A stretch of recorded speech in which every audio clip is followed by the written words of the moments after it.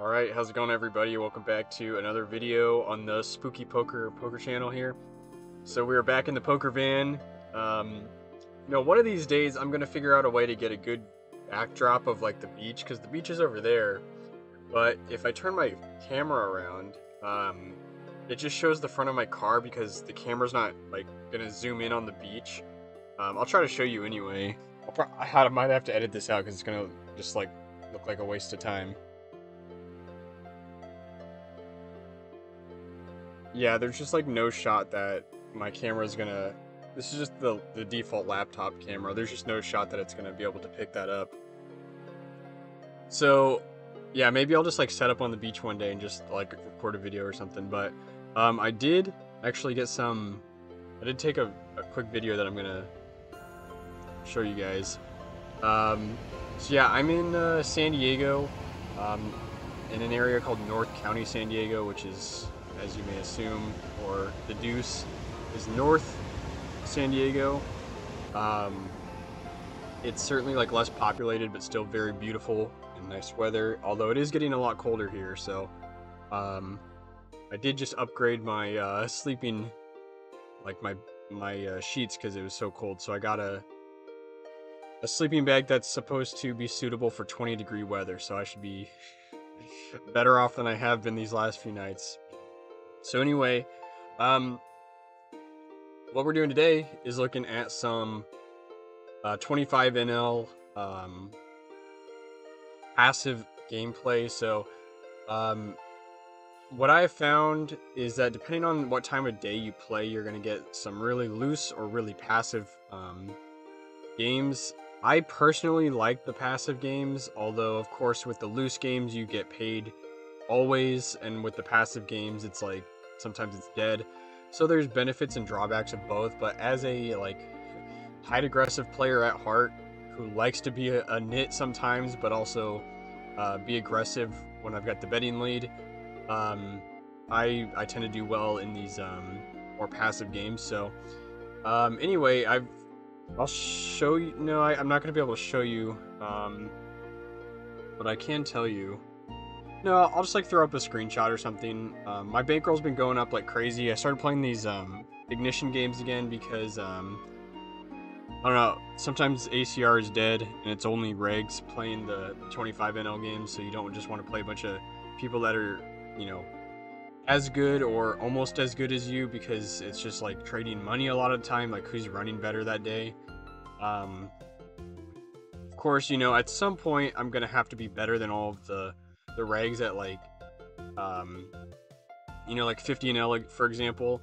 Ideally I'm gonna grind that game the most, 50 NL blitz on ACR. That's kind of my goal, is to like be a regular winner on that. But while I'm still at 25 NL, I'm just going to take the easy money and, wherever I can find it. So given all of that, we made some easy money this morning playing these passive games on 25 NL. And I thought this would be a good opportunity to explain the thought process. So let's take a look at these spots, and I'm going to just go over them and yeah, explain like the differences in ranges and ways to play hands when you're playing people that are like more passive and not calling you down. Okay, so that's me. Hello, I'm in Starbucks at this point. All right, so the first hand we're going to be looking at is this one here on the left. So I think he either limped or he opened for like one extra big blind for like 2 big blinds. We either called or we checked with 8-10, and then it went check, bet, check, bet, and then now we're facing a river, decision, I guess. So obviously, someone who check calls twice, I always put them on ace high or like a 4 or something. Sometimes like something like 4-5 or 3-5. But usually I think those people are like leading out or continuation betting. Again, I don't remember what he did. But I decided to just rep this board, either repping a 7 or a 5. Or even like a 4. Like sometimes I do have like ace 4 if I'm going to bet. And this is the sizing that I go when I want to get called. And so this is actually a bad sizing because when you want to get called, um, I have this problem in my head where I go sizes where I would go if I wanted to get called, but they don't induce folds. So it's like I've got it like switched up. So um, for that reason, I don't like 6 big blinds because I know that he can call for that, and it's not actually folding things out. I'm just like playing a strong line, and I've talked about this in other videos where you don't want to rely on fish to be disciplined when you're taking a good line. You want to rely on big bets to scare them off because, yeah, they're not here to be disciplined good poker players. They're here to just play cards and like do what they want. And so you have to put the pressure on, um, and not necessarily just try to play these like optimal lines that you would with actual good hands. So after I made this bet, I was like, you know what, I should have gone bigger, and it just wasn't surprised to get called down by the ace deuce.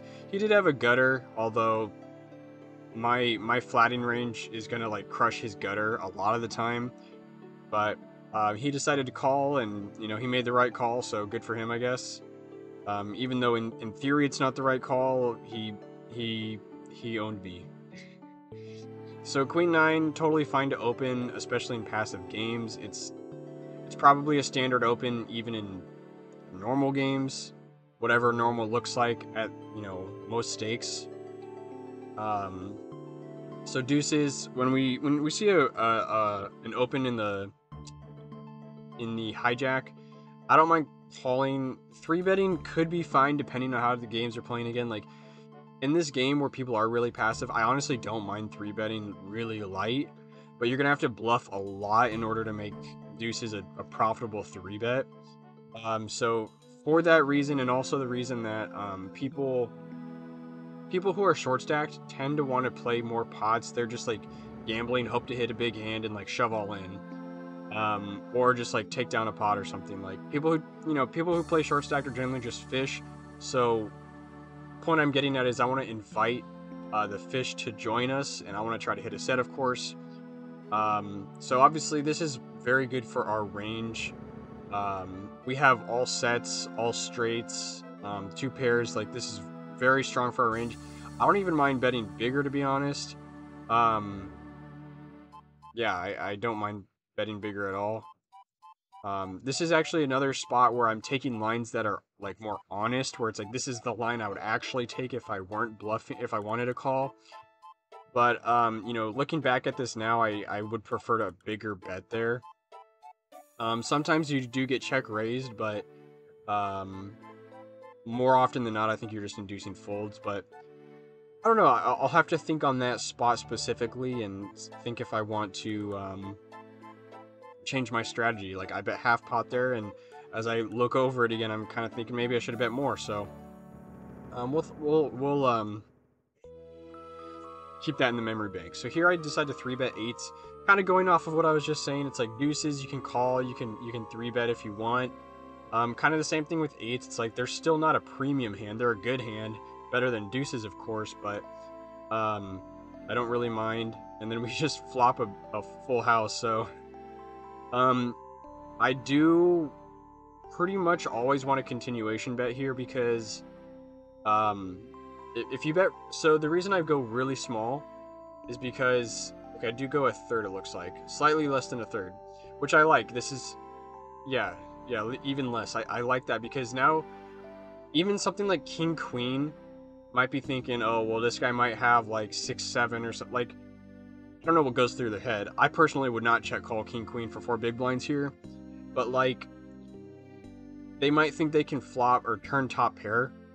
Something like Queen Jack is always going to call even maybe a slightly bigger bet, especially like Queen Jack of Hearts, Queen Jack of Clubs. But I just want to keep all of his range in. I want him to hit a pair, and in the off chance he has a 10, we're going to hear about it either on the flop or the turn, I think.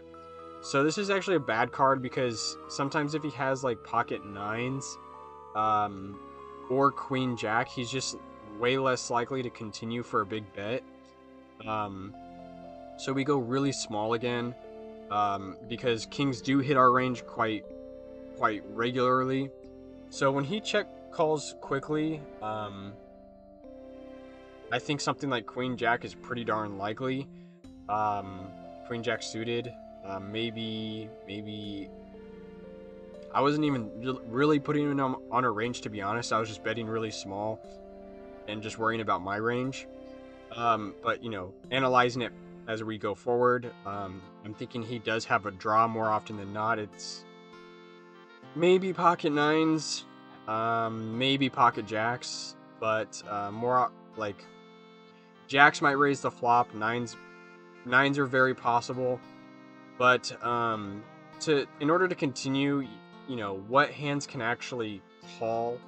Not many. Like even a small bet, even a really small bet, like 10-15% pot, 20% pot. I think pocket nines might be able to call and jacks might be able to call. And maybe the better play than betting big is continuing to go really small. But in my head, I'm just thinking, well, there is a chance he has something like king queen. Although, you know, talking it back now, I don't like my bet sizing. That is, you know, that's one of my complaints about Ignition, is the really short timer. Is that if you're playing two or more tables, you're gonna have to have these spots kind of memorized, or at least a good idea of them. Now, like I said, looking back, I don't like this bet size because we have a lot of kings and he does not have a lot of kings, so it's hard for him to call. And yeah, I just don't think at this point people are going to be bluff catching, especially in this spot. Like, it just looks like we have ace king or better all the time here. So I really don't like that bet sizing, and I would have preferred something like certainly less than 50%, maybe 40% to 20%. Yeah, depending on how sticky players are playing, obviously you can go bigger, but yeah, not great turn card for us there. But better than something like a 9 or a jack, I suppose, if he did have pocket 9s or pocket jacks. So we're just cruising along here. I think this guy opens for 5 big blinds, and we're just like, I want to play ace 5 suited, but short stack, 5 big blinds. Yeah. I was just like, I don't know what to do. So I just folded, which I think is totally fine. It's not like it's ace king where you certainly might be ahead. It's like, yeah. Even ace king is, you know, I think people do that big open size with, sometimes they do it with ace queen, but oftentimes you're looking at something like pocket queens, pocket jacks. So on this board, I don't mind, well, like, I think GTO in general just likes check calling a lot of hands from small blind in this spot. And in this spot, I think this is totally fine. If you're betting and calling, if you're betting and you get called by the big blind, you're almost always behind, or they've got like a good draw or something. You're not trying to build a pot with middle pair and like backdoor straight, backdoor flush. It's like if you start betting, you're kind of just like bluffing, because if he's calling, you're probably beat, or you know, at worst he probably just has like a draw. And then you see something like a 7 on the turn. It's like if you had bet the flop and he called and he bets big on the turn, he might have 6-7 and you're like almost drawing dead. So it's like for that reason, I like to just like take my 6 and try to get to showdown, and maybe let him bluff at it. Sometimes people will bluff in this spot with random cards like Jack 10, King Jack, or whatever, because it looks like you're scared of the ace. So in the unlikely event he had a flush, obviously we're now losing. And then sometimes he does have something like King Queen here, or King Jack. So pretty bad river. I guess I was just going to check and decide, depending on how he bets and whatever timing tells I can get. But I think most likely we were just gonna pay off a king or something and just say he probably doesn't have a flush, because flush draws are oftentimes gonna bet that that flop to try to build a pot. So we've been running pretty hot in these games. Like, definitely can't lie. Ace king, ace queen. Um, I do have like some hidden knowledge about these games, like some things I figured out that make it very profitable for me, that I honestly I'm not going to share on stream, and I might actually make a course for that, because it is so profitable and it's such good knowledge, and it's like a cheat code. um but I'm not going to talk about it, but I'll just talk through like the theory of the hands. So in general, I do size up a bit with my ace king and ace queens. I do tend to be balanced, but not like, it doesn't matter in these games, because there's no player like profiles, so you can be completely unbalanced all the time. So my point is that I usually 3-bet quite large and try to just induce folds, or just build a huge pot that people are more likely to fold in. Because the third bet, or the third sizing, like standard continuation bets for lots of boards, is like more intimidating when it's like, let's see, in a 24 big blind pot, it's 8 big blinds, as opposed to like if you 3-bet to 10, or something, something less, less big, then it's like, like 6.5 big blinds or something, which is just, I don't know. I just rather play a bigger pot and be able to induce folds, or if we hit, then we just win a bigger pot. So with, even though we don't need to represent an overpair on this board, we have no clue how often the guy on the right here is calling 3-bets, but we were just hoping he would just fold. Of course, we're just going to c-bet. Sometimes ace king is the best hand. We're just value betting and hoping to get folds, but also we keep all of our big hands in our range. And sometimes he is calling with something like queen jack of diamonds, queen jack of clubs, pocket 8s, pocket 9s. You're gonna have a hard time folding those out, but sometimes he has ace queen suited or whatever, or offsuit, whatever. So anyway, I think he's got a lot of, even something like pocket 5s might call once. So given all of those hands that he does have in his range, and with the board pairing, which is really great, because it makes it way less likely he has 6-7 or something, or of course pocket 7s, and we can just kind of barrel away. Once the turn 7, the turn was a 7. In my mind, I'm thinking I'm blasting this board, because if we have like pocket aces or pocket kings, we are going to blast a paired board. And so we're just looking at sizing here. We're getting ready to shove the river. So when you want to induce folds, you have to have a size that is still going to be big on the river. So I quickly looked at the pot. Okay, 43. If we add 40 into that, it's going to be like 83. So 63 into like 85 or whatever is still a pretty big bet. And most people don't want to call that off with like 5s or 8s or whatever he might have here. Even a 10 is starting to get like a little bit worried. Maybe even jacks is starting to get worried, although that seems less likely, of course. But like I said, we're getting ready to blast off. Also, having the king of diamonds isn't a bad card to have. He doesn't have king queen of diamonds, king jack of diamonds, king 10 of diamonds, for example. So I didn't think about that during the hand. I just thought, good board for us. We have the lead. We're getting ready to blast off. So we got that one through. Obviously, we have no idea what he folded, but on that turn card, it just seemed very good for our range, and I was ready to go with it. So here, I don't mind my 3-bet with 8-9 suited. Although, to be honest, when someone opens for 3 big blinds, it does seem a little stronger. I'd rather have ace king. I'd rather have like ace king to have some blockers, so it's less likely we get 4-bet. Of course, that is hindsight speaking, because we do get... Oh, I am completely wrong. We get 4-bet in a different hand. But my stance remains the same of, like, I'd rather not build a big pot like this with just something like 8-9 suited. Um, yeah, the argument still stands that I'd rather either flat or fold this hand, especially since we just know nothing about this guy.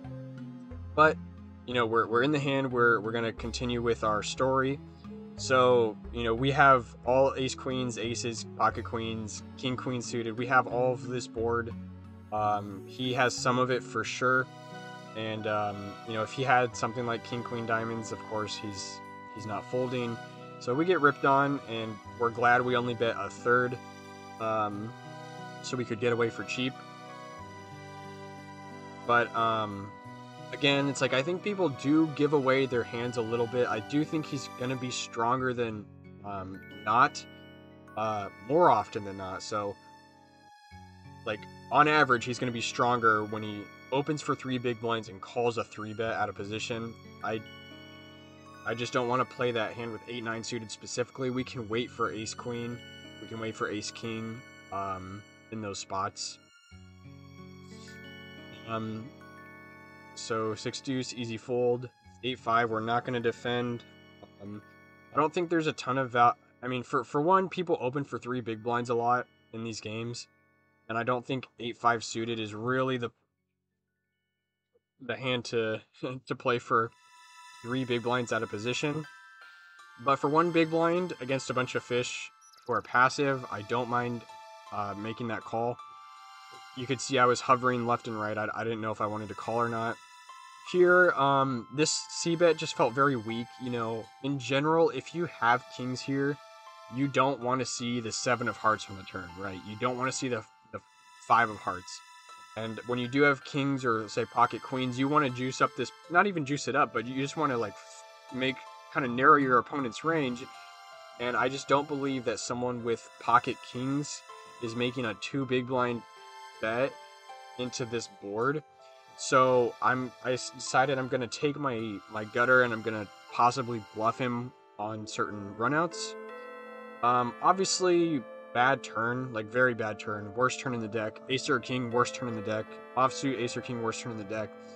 But then he checks back, so I'm like, well, certainly a king, like ace king, is certainly not checking back that flop or that turn. And so when the best river in the deck gets there, because we have plenty of queen X in our range, he does not have very much, and we also have hearts in our range. So I think this is an absolutely perfect bluff card, and certainly we need some bluffs, because it's actually, I would say it's harder to find a bluff here than it is to find a value hand. So, because what are our bluffs? It's like literally 5-7, 5-8, 4-7, 4-8, and maybe ace 3, like maybe like ace 3 or ace 5 or ace 7 with the ace of hearts. You know, there just aren't that. Meanwhile, we have all combinations of hearts in our range, all combinations of queens in our range, even full houses are in our range with like something like pocket fours that we play really slow for some reason. So my point is that we've got so many value hands in our range, and you know, to be honest, this is another one of those spots where this is the size I go for value, but I don't like it because it's still callable. Like someone with ace high who's really sticky might call this, or like pocket nines might call this. So I would rather see myself go 2x pot. But you know, over betting is good because we're going to do this with value hands in a very small pot. But I would actually rather see myself go 2x pot there. So just a note to myself, to you guys.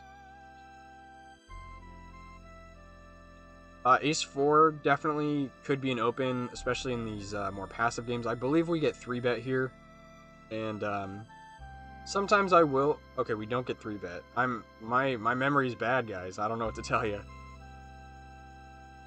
But he does lead pot, and it's just an easy fold. We're not going to try to represent something we don't have. Button never gets any credit anyway, so I'm just gonna give up. We do flop bottom pair here on a pretty bad board.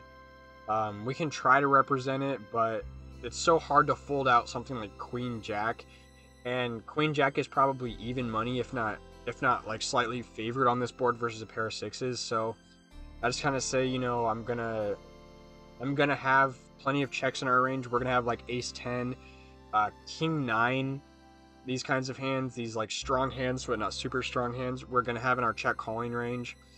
And sometimes we're gonna have like check raising range, but certainly a large checking range. And for that size, we're just gonna let it go. I'm not gonna be a hero with bottom pair, no backdoors. 5 deuce, easy fold. 7-8 suited, definitely want to open this one up.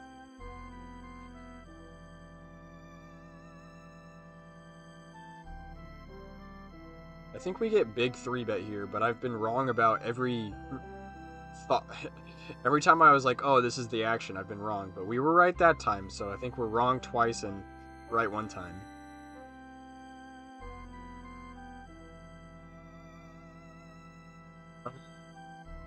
Okay, so we just fold King 9 suited. We would definitely consider squeezing that hand or calling, but to a 4 big blind raise, we're just gonna let it go. We could 3-bet it, but it's just a dicey spot. You know, probably still plus EV, but not enough to really justify it. Ace 3, I think, is definitely an open from the small blind, but to a 3 big blind open from that position, we're just folding, of course. Jack deuce, easy fold. I believe if we 3-bet this king queen, I need to change my sizes on that on Jurogen. So in the more passive games, I don't mind. Well, I mean, I'm 3-betting king queen from the small blind pretty often anyway. So I was gonna say, you know, in these passive games, you can definitely do it, but no matter what, you can 3-bet king queen from the small blind. So I think it's not, you know, fairly standard. Here I size up. So the reason I size up, first of all, we're deep. You know, 120, 130 effective, I guess, or 128 effective. I don't know what the actual number, whichever one is effective. It's like over 128 big blinds. Let's just say that. So, you know, slightly over 4x is normal. Also, it makes it look a little bit bluffy. It's also strong, but it's more polarizing. So in the event that he does have ace king, pocket kings, I think he's more likely to 4-bet. So I do size up a bit. Also, it's just like, you don't want to give a good price to something like pocket threes that they can just stack you for 140 bigs. So I would just rather size up, and I think that's totally fine. I'm totally down to just, you know, take it down pre-flop. That's fine with me. Of course, you know, you'd love to get 4-bet, but at least we didn't get stacked by 3-4 suited, you know. Because if it comes like Jack 3-4, you're just kind of like, okay, I guess I'm unloading. And then if you get raised on the turn, you're feeling pretty bad. Alright, king 3, easy fold. King queen, yeah, this is a sad hand. This is a very sad hand.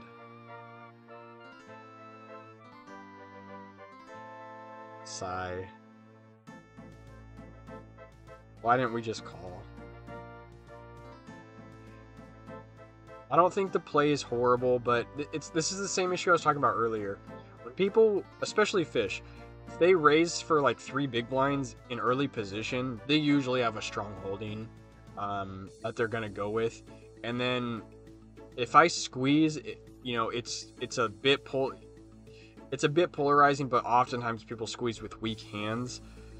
So, you know, we torched 15 big blinds, and we're just gonna say, nice hand, and fold our king queen here. So that's why that was sad. Queen 8 suited, definitely an open if it's unopened. Not a 3-bet though. You could 3-bet it. It's not the worst thing in the world. I think there's just higher EV spots given the current action of the games. Still picking up a lot of good hands though. Ace 5 suited, same principle or same idea as the king queen. It's like, I'm just gonna 3-bet this from the small blind often anyway. It has nothing to do with the games. Although, so I actually play the Ace 5 suited hand pretty bad. I think, or not horrible, but I didn't really think it through, and I wish that I wasn't playing this really weird hand with pocket jacks over here, because I torched some money in the Ace 5 suited hand because I was just putting my attention onto this other table. So, you know, we'll look back at the Ace 5 here and make a decision. So, not make a decision, have an analysis and decide what would have been best. So pocket jacks, when he leads pot, it's like, it's very weird because, you know, I think when someone flats in the small blind, I've said this in tons of videos before, they usually have these middling pairs. So it's like pocket 8s, pocket 9s, very much in his range. And when you're leading pot, he's kind of saying, I've got a really strong hand. But at the same time, people also have Queen 10, Jack 10. I don't know. Yeah, those hands. They also just have 7-8 sometimes. Pocket. Okay, so he ends up having pocket 7s, but that is in his range, even betting this weird bet. To be honest, I don't mind his play. We just happen to have a hand that can easily call the pot size bet. So now we're beating all sets. So it's also like we have to we kind of have to continue here. So again, he ends up having pocket 7, so we call when we're behind. But the thing is that we are beating all sets. Although I guess if I'm thinking back now, he's probably not playing trip 8s, trip 9s like this on the turn. He's probably check calling. But I did put, you know, something like Jack 10 suited, Queen Jack suited, still in his range. So it's like, it's not clear that this is a fold yet, in my opinion. Especially when, like, I think specifically Jack 10 plays exactly like this. It's hard for us to have a queen. In his eyes, we probably just have, I don't know, aces, ace king, kings. I don't know, what he thinks we have. So you know, in hindsight, you know, maybe he isn't playing sets like this, but I think, honestly, I do think Fish will still bet pot on a turn like this with pocket 8s. So for that reason, I had to keep calling, because sometimes we're just playing ahead and have him almost drawing dead. Like I said, pocket 8s, pocket 9s, Jack 10, those hands are just drawing dead against us, and they're in his range still. So he decides to shove. Now, to be honest, now that we know he has pocket 7s, I think he played this hand kind of bad, because I'm probably just I'm folding aces and kings here, but I'm always calling queens. I'm always calling full houses here, and of course, fish or fish. They're not thinking about that. He just shoves his bottom end of the straight. Pretty nasty that we hit runner boat against you know, that hand specifically. So that's obviously a lot of run good. That's not going to happen every day. For him to make bottom straight and us to make top boat. But you know, it is what it is. So now we're looking at this ace 5 hand. So we can look back and you can put your attention on the ace 5 hand. So we 3-bet standard size. Again, we're not paying attention to this table because we're just paying attention to the jacks hand, because it's, I don't know, they're both big hands. But when we get called, we start to put him on, you know, in a game where people aren't calling a lot of 3-bets, you start to put him on a pretty strong hand. I would say 8s through queens, ace queen, even ace king sometimes. So strong range. I don't put him on a weak range that's calling a lot. But you know, if we do have a big hand, aces with the ace of hearts here, we're definitely betting small to keep all hands in.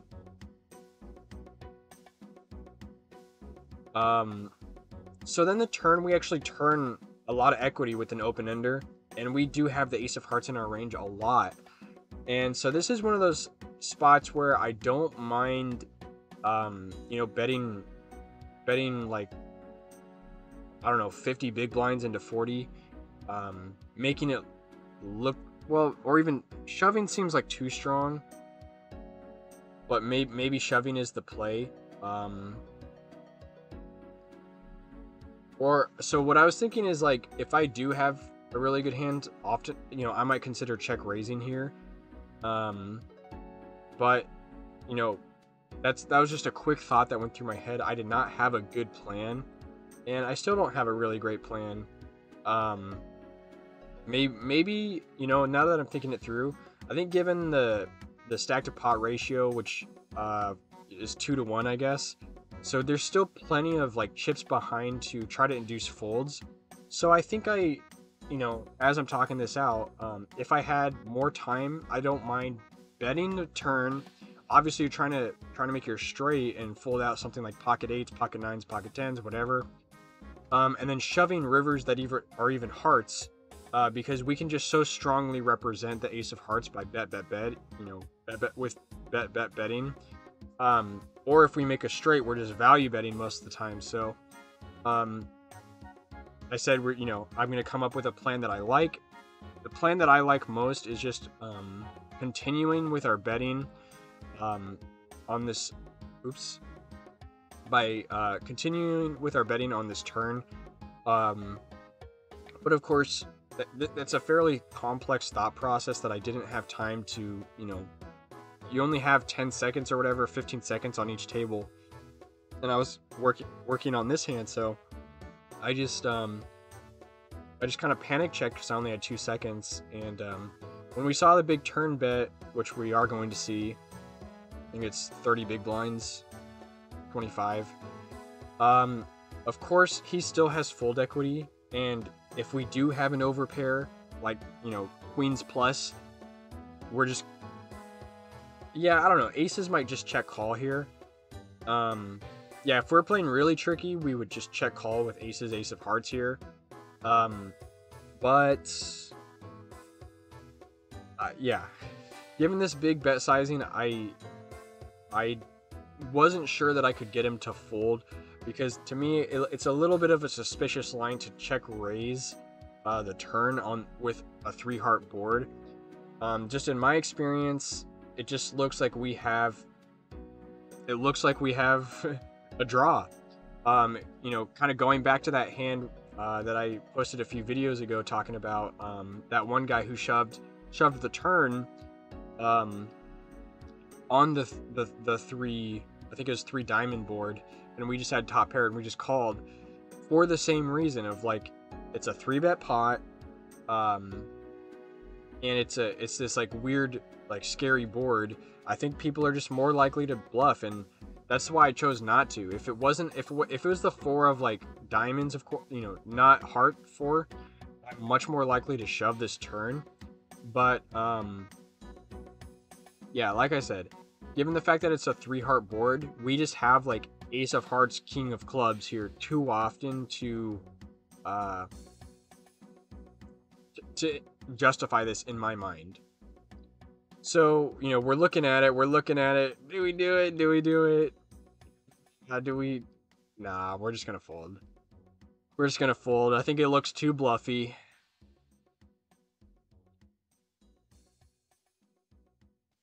Maybe it would have worked, you know, maybe he folds pocket 8s to a shove, but I think with his big bet sizing, I just don't think he's folding for that, for those odds.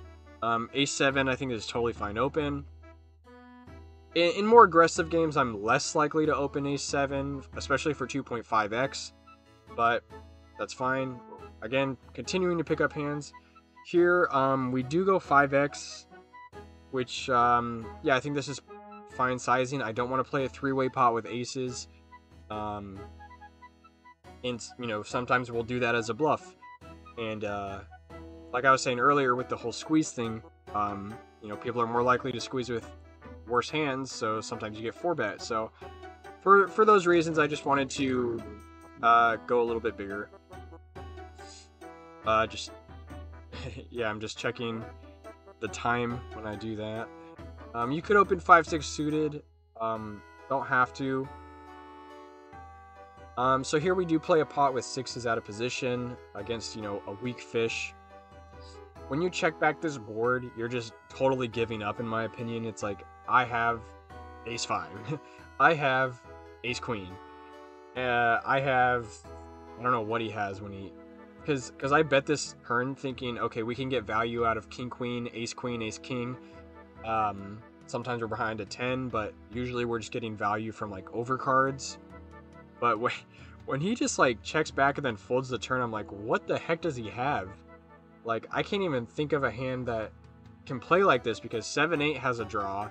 I guess 7-8 is one of the hands that can just fold for that size. But, like, I just feel like king-queen is going to call that turn bet. Ace-high is going to call it. Spades are going to call it, so... He must have had just, like, a really... Like, deuces or something he must have had.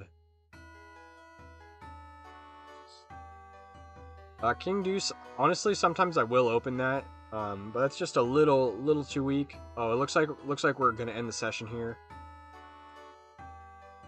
So that means the video is also coming to an end, but we'll just check out these last few hands. All right. I was listening to the S Boys. I don't want to say that word on YouTube. I don't know if they like demonetize you or something, but I'm gonna bring this screen back up. All right, we're back. There's my crazy hair. All right, long video today. Hope you guys found it insightful. Let me know what you liked or disliked about the video. Of course, I always appreciate when you guys just leave any sort of comment, especially feedback. But other than that, hopefully you guys are having a great week so far. And hopefully you're running well in poker. I'll see you guys later. And also, if you want to like check out any links, like so for example, I've got like a cheat sheet for winning at micros. I've got affiliate links. If you want to buy the course I recommend, you can check that out below. If you want, I already said cheat sheet. If you want to sign up for like America's Card Room or Ignition, you can also do that below. So I appreciate when you guys do that, and I'll see you guys later. Take it easy.